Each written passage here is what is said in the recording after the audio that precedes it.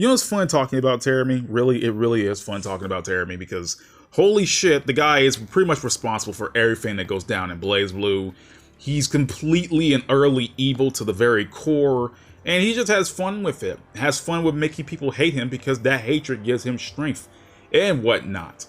But yeah, I want to really talk about Terumi today and how all these events for Terumi led up to this point. So I guess I gotta start with his backstory from how Terumi was born, quote unquote born, until how he eventually met his fate. So a very, very, very long time ago, YUUKI Terumi was originally known as Susanoo, one of the three sons Kishin along with Amaterasu and Tsukuyomi.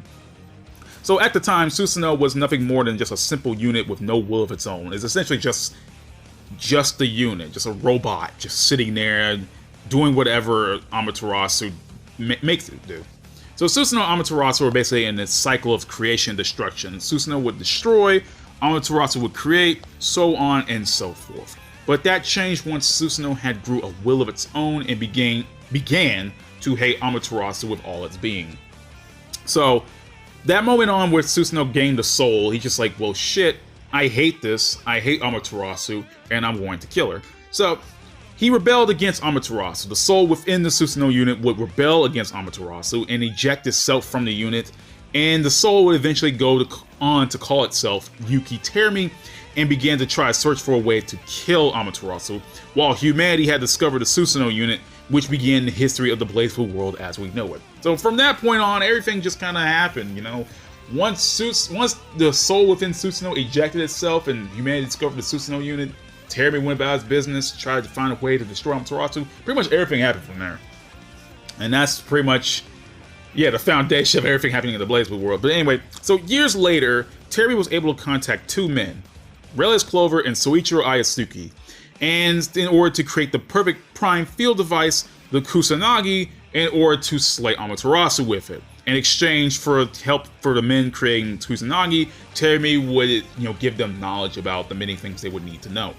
However, the experiment was botched, and as a result, the Black Beast was born and had ruined Terumi's spiritual body. So yeah, Black Beast getting born ruined Terumi, so he had to spend some time healing together, but because of the Black Beast's birth, the Dark War had eventually began.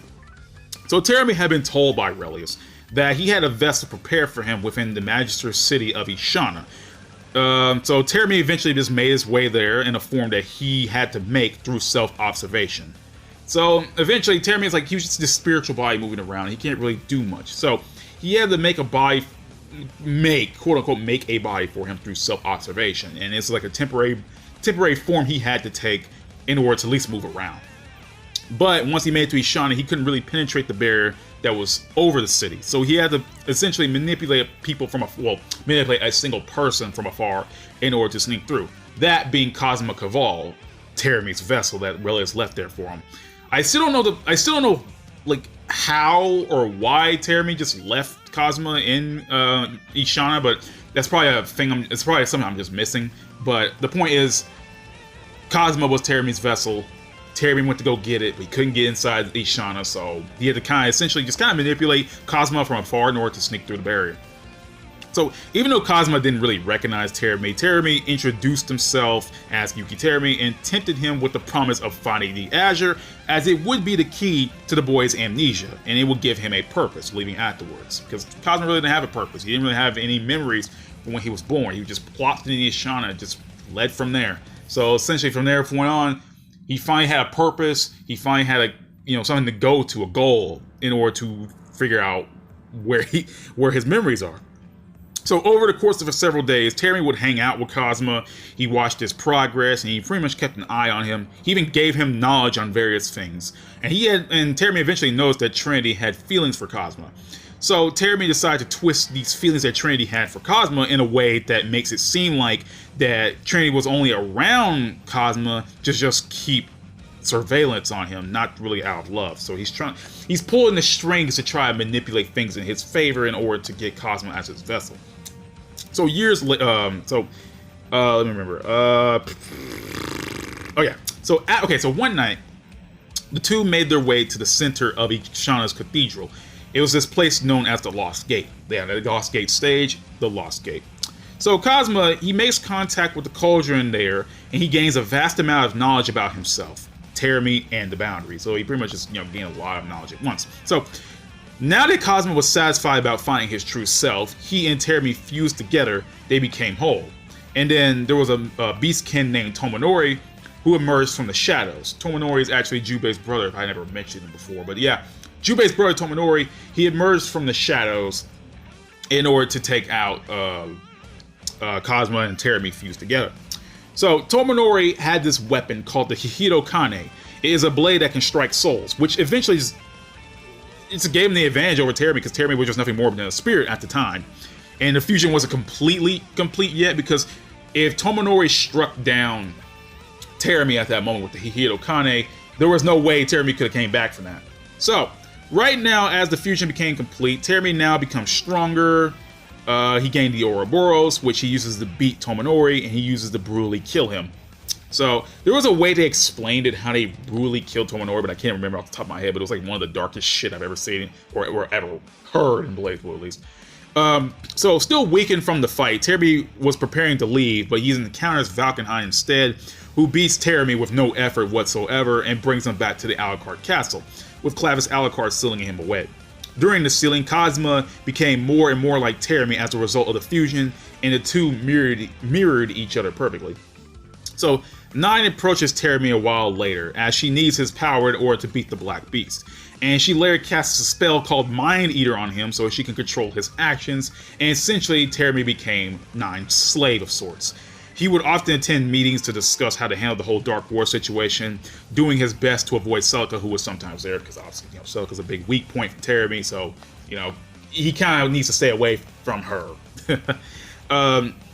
So Terumi was forced to share his knowledge on various topics and subjects to help contribute to the war efforts in preparation to fight back the Black Beast.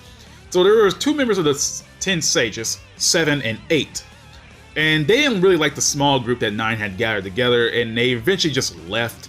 That they didn't really like Nine. They didn't really like the little group she gathered together to try to, help the war efforts in order to fight back the Black Beast. So they weren't too fond of that, and so they just left and just didn't bother dealing with that anymore.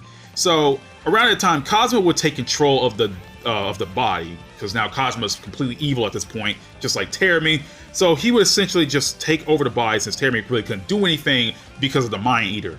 And so he would keep an eye, actually not keep an eye, I think he would actually approach 7 and 8, and he was interested in her plan because they wanted to use Gigant Taki Mikazuchi, one of the Nox Victoris that Nine had created, in order to fight back the Black Beast. Though Nine wasn't fond of keeping the weapon around because of how dangerous Taki Mikazuchi was.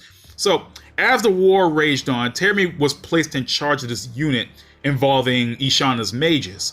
And he even thanked 7 and 8 for using Taki Mikazuchi, which needed Celica as a kind of like the way to control it of sorts. So 7 and 8 needed Celica to control the Taki Mikazuchi in order to fight back the Black Beast. And Terumi was like, man, you did a good job with that.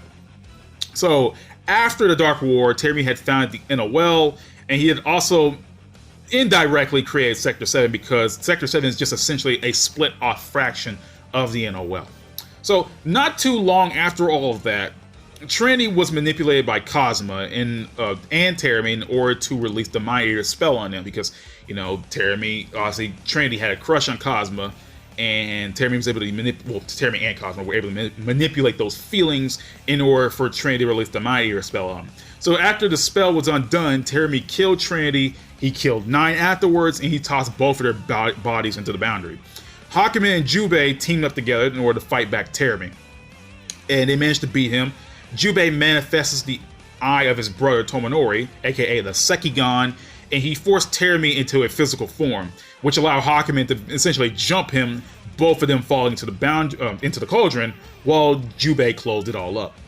So years and years and years later, Takamagahara released Terumi, with Terumi meeting up with Relius again, Relius made him a new body known as Hazama.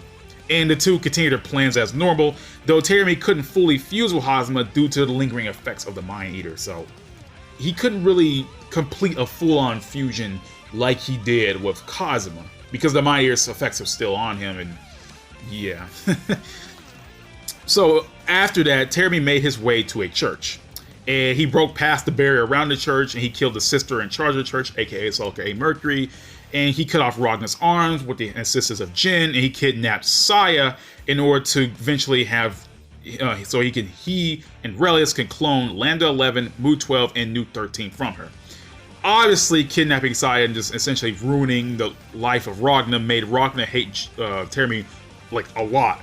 And that amount of hatred that Ragna gave Terumi was enough for Terumi to keep him anchored to the world, because he needs hatred in order to keep himself, anchored to the world.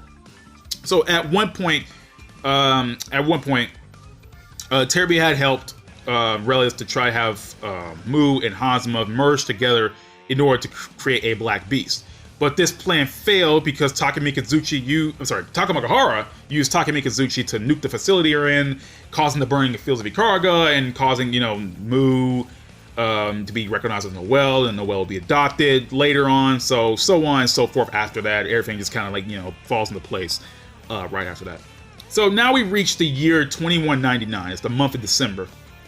And Terumi began to plot ways of trying to stop the time loops that were happening, and he essentially just used Hazama to manipulate the events around him, which, one whole game later of Calamity Trigger, it led Noelle to save Ragna from falling into the cauldron, and obviously, if Ragna ever fell into the cauldron, he would fuse with Nu to become the Black Beast. It would destroy the world and will loop once again. So because of, Hazama's actions, Noelle managed to save Ragna from falling into the cauldron, which would prevent the whole Black Beast incident.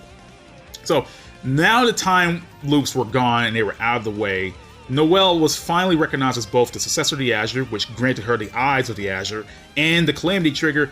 He finally sprung into action and told Noelle to observe him. And then once Noelle did, Terumi's existence was finally observed, and he finally got what he wanted, and he just left.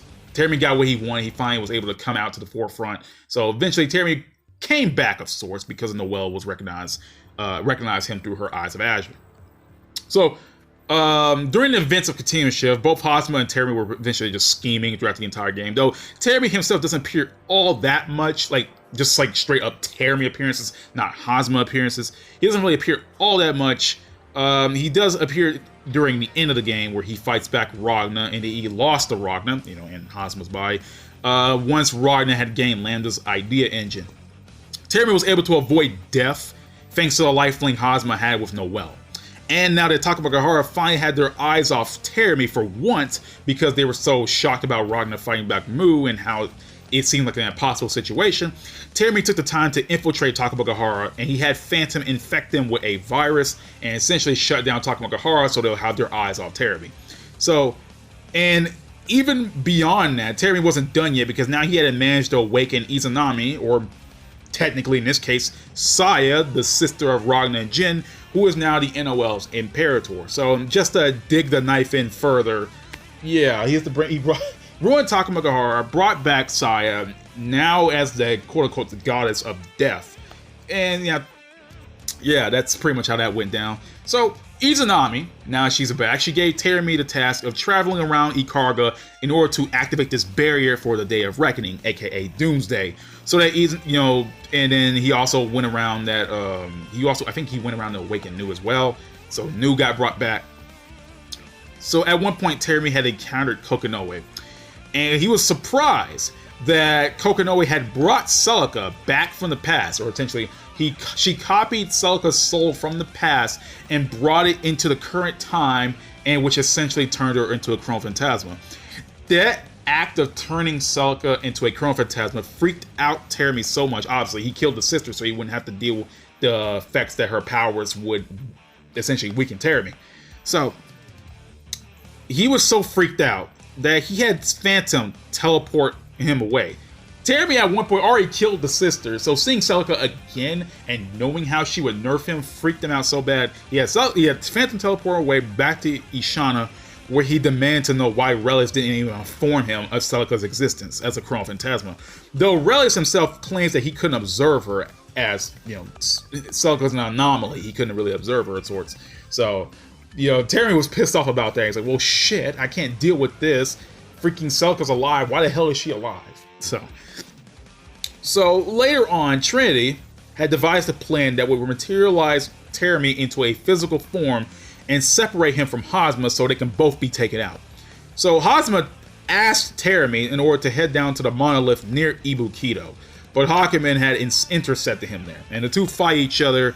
Terumi said that he was going to take back the Susanoo unit because that was his original body that Hakumen now had, but Trinity was able to wound Hazama enough for the link between Terumi and Hazama to weaken.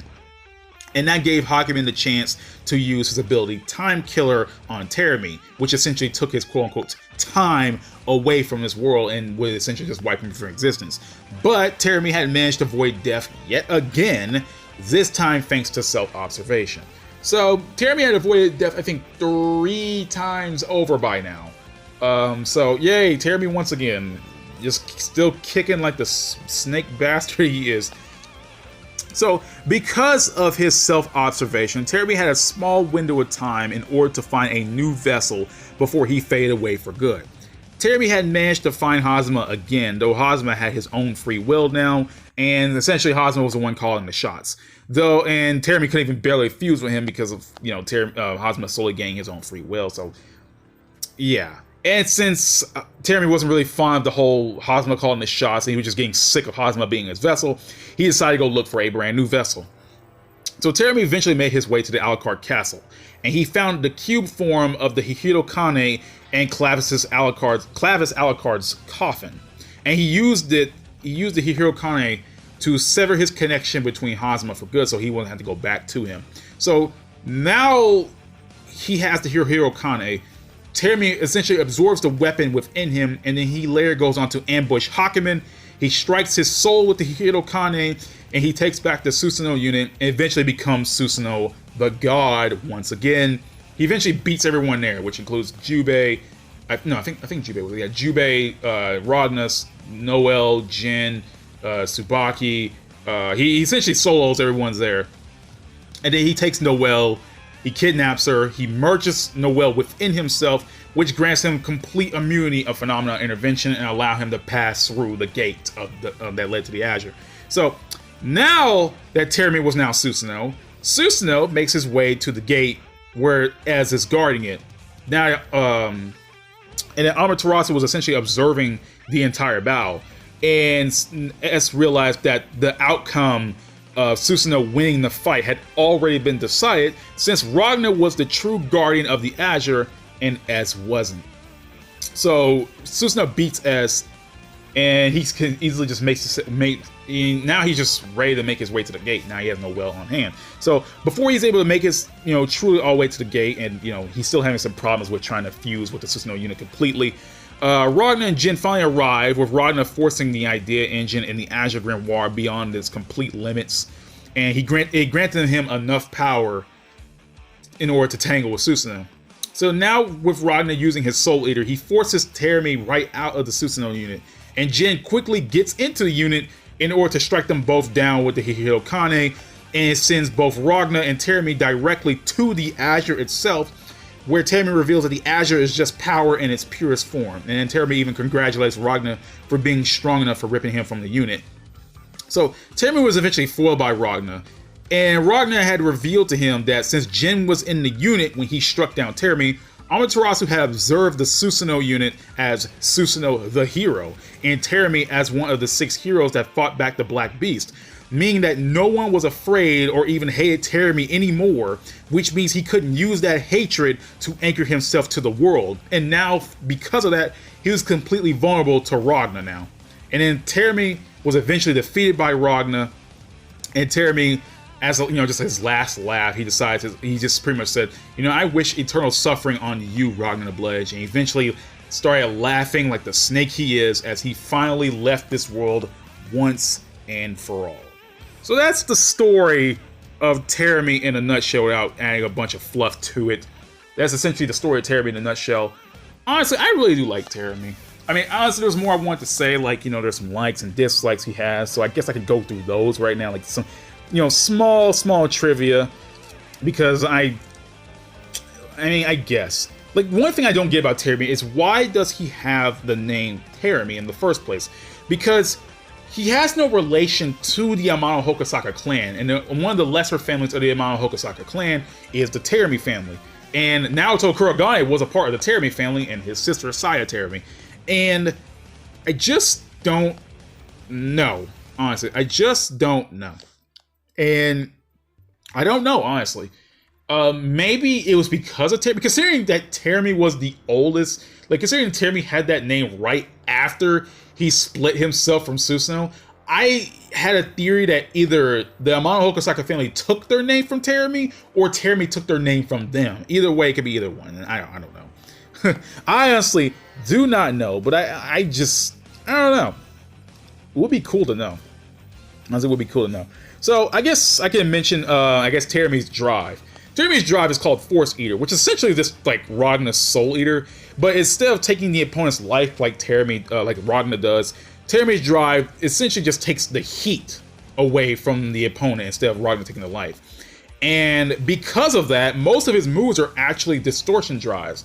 Terumi has a lot of distortion drive moves, and they essentially they come from the fact that his drive Force Eater takes a lot of heat away. I mean, hell, one of his moves, Serpent's Curse Sting, will actually take the opponent's heat in order to fuel the move to make it stronger. And I kind of like that idea. Terumi's moveset is kind of based around the heat, and I kind of like that.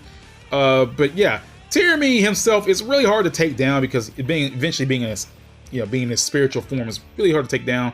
Despite him already being strong enough as it is, though he does lose at some points through certain characters. Like, he gets his ass kind of whooped by Azrael, but, Azrael's already a different creation entirely.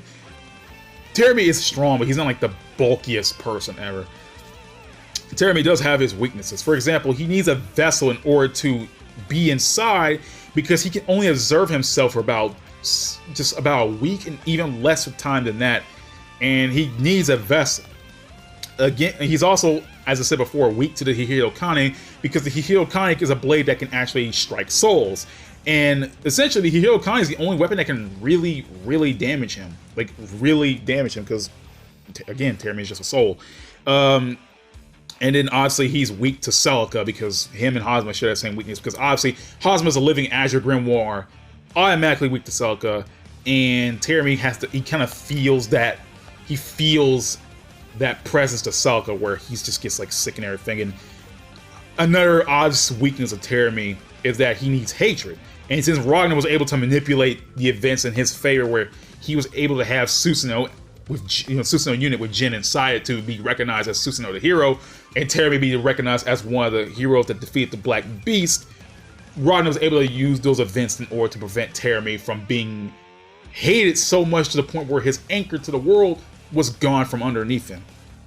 So, yeah, there's that, and obviously Kokonoe had found a way to where she was able to, quote-unquote, rewire her brain in order to not feel so much hatred against Terumi, so that kind of takes away one of his anchors, being Kokonoe, because Kokonoe hated Terumi so much for essentially killing Nine and ruining her life. And yeah, he was able to, Kokonoe was like, you know what, fine, I can't do all those fancy shit like Ragnar did, so well, this is before Ragnar did all that, because this was Chronophantasma. So Kokonoe was able to, rewire her brain and not feel so much hatred towards Terumi, and that essentially just takes away one of his anchors to the world. So, yeah, that's all it really Terumi's things other than miscellaneous shit. I mean, I could actually talk about one of his miscellaneous hobbies. He likes playing guitar, and one of his hobbies is playing guitar. He likes live music, so Terumi is most likely a music head, which I kind of like. So, yeah, Terumi, aka Takahaya Susanoo Mikoto. That bastard.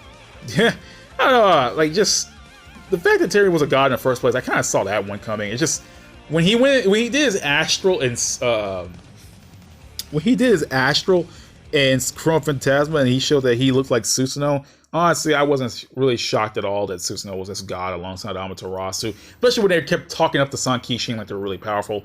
So yeah, that's it of Terumi in a nutshell. Honestly, I like talking about Terumi because his backstory is pretty interesting. So without further ado, I'm out, guys. See you all next time. Peace out, and peace, Terumi, because you were a crazy bastard that got wrecked in the end. Holy shit.